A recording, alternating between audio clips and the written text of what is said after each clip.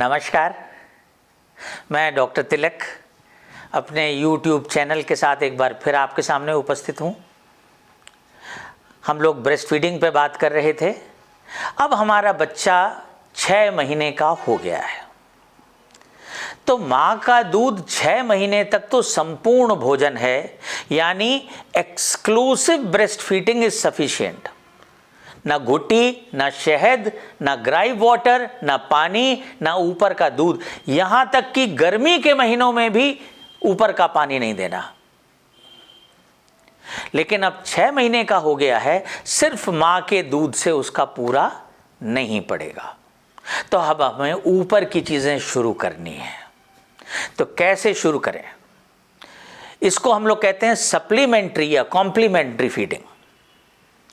तो ऊपर का, और यही अन्नप्राशन का समय भी है। दरहकीकत बच्चे के दांत निकलना भी 6 महीने पे शुरू होते हैं।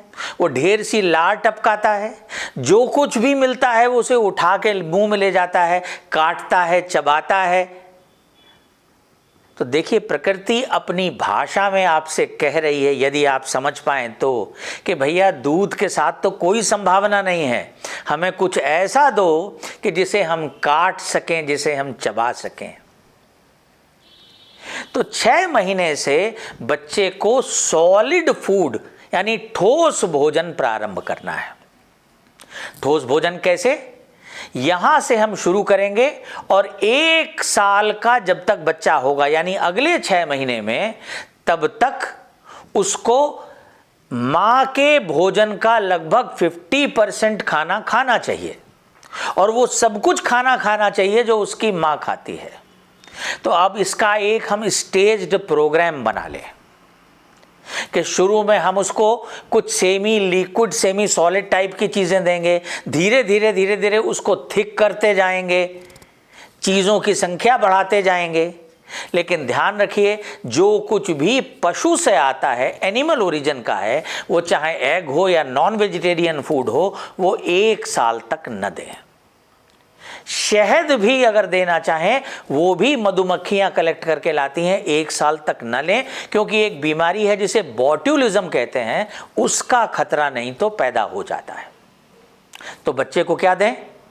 मसले हुए फल, मसली हुई सब्जियां, जैसे आलू है, उबाल लीजिए, मसल लीजिए। जो गूदे वाले फल हैं आपके, पपीता है, आम है, सेब है, ऐसे फल लीजिए, उनको अच्छी तरह मसल के खिलाइए उसको। आप कस्टर्ड बना सकते हैं, दही दे सकते हैं, या लपसी या हलवा जैसी चीज़ें जो है, कभी सूजी का हलवा, कभी आटे का हलवा, कभी बेसन का हलवा, कभी दाल का हलवा, फिर खिचड़ी। खिचड़ी में तो दाल भी है और अनाज यानी चावल भी है। उसी में घी डालिए, उसी में सब्जियों को पीस के उनकी ग्रेवी बनाइए, वो भी डाल दीजिए। तो एक बार में ही आपको हर चीज मिल गई। लेकिन ध्यान रखिए, ये सब इतना घुटा हुआ होना चाहिए, क्योंकि बच्चे के दांत नहीं है कि उसे चबाना नहीं पड़े। चबाने के बाद में सिर्फ निगलने मात्र का काम रह जाए। दाल खिलाइए, दलिया दीजिए, साबूदाना दीजिए, और यूं धीरे धीरे वैरायटी बढ़ाते जाइए। हो सकता है शुरू में बच्चा ये खाने में रुचि न ले, क्योंकि उसके लिए सारी चीज़ें नई हैं, अपरिचित हैं।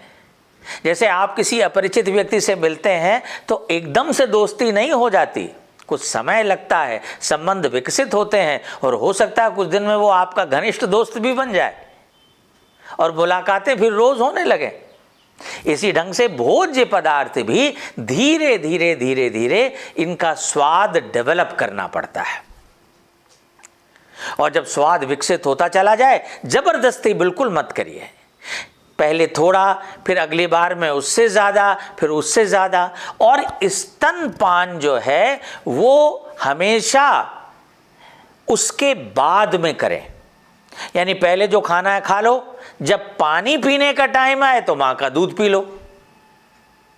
यूं अगर क्रम चलेगा तो बच्चे की जरूरत के मुताबिक उसे वैरायटी मिलेगी, वैरायटी की ज़रूरत है अब उसको। अच्छा, पतली चीज़ें नहीं देना, ऐसी चीज़ें जो हम चम्मच से उठा सकें और अगर टेढ़ा टेढ़ा भी कर दें तो वो गिरे ना। अगर दूध हमको देना है ऊपर का, वैसे तो हमने ये कहा कि एनिमल ओरिजिन से आने वाली चीज़ें नहीं, तो दूध भी ऊपर का यदि हो तो 1 साल बाद। और जब भी हम देंगे अपना दूध मां निकाल करके, जो अब तक खुद पी जाती थी या फेंक देती थी, उसका प्रयोग कर सकती है। चावल का माड़ उस दूध में मिला लिया, कुछ चीनी डाल ली, लीजिए खीर तैयार।